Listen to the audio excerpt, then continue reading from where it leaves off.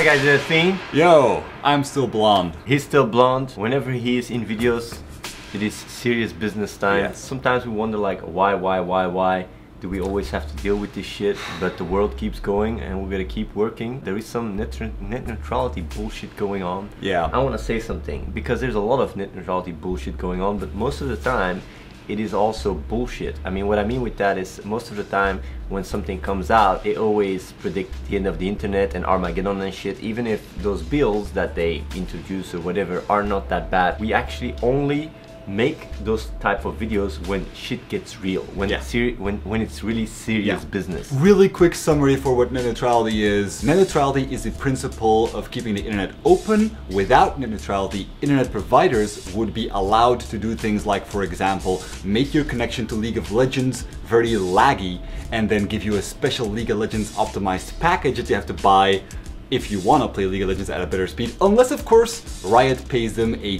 good sum of money. It makes the internet a lot more like cable TV. You have to buy the right package for the right service, fucked up shit like that. Right now, net neutrality got shot down by the US court. Well, the thing is like they just have to do one specific thing in order to sort it out. That's the good news. The FCC, if they go about it the right way, because it's basically a technicality, what the FCC would have to do is reclassify what broadband providers are. They are classified as information service providers, which means they can provide whatever information they want, however they want, but if they're classified as access providers, then they have to be fair with how they provide access and how they discriminate, how they don't discriminate in what they provide access to. There is actually a petition going on in the description, and that's what you can actually do, is to just tell FCC like, hey, you guys have already been doing a great job, can you make sure that all the legal requirements are done in order to make sure that we can protect and keep net neutrality going. It's an important thing, by the way. I don't want to look back and say, oh, do you guys remember the internet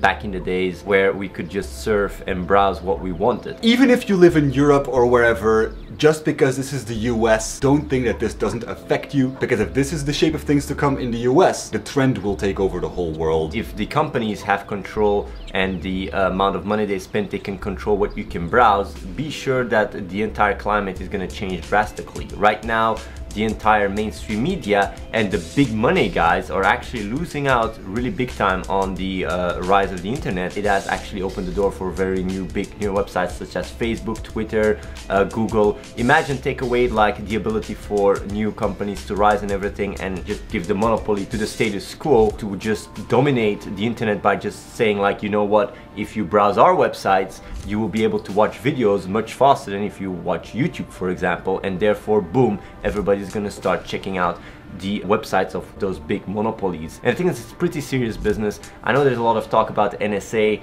and about privacy, like when you boil it down to what you can actually do change and what really is extremely important, it is this. People easily talk about the NSA stuff as like, oh, this will make it so that we live in a police state and activists will be oppressed and stuff. None, this is what will really take the power away from activism and stuff like that if we let it happen. In the past, the FCC has done some good things to protect net neutrality, and they've also done some bad things. They've not always done the right moves. But if you guys speak loud enough, then the right people at the FCC will make the right calls, like they have done a few times in the past, and hopefully we will have an open internet in the future.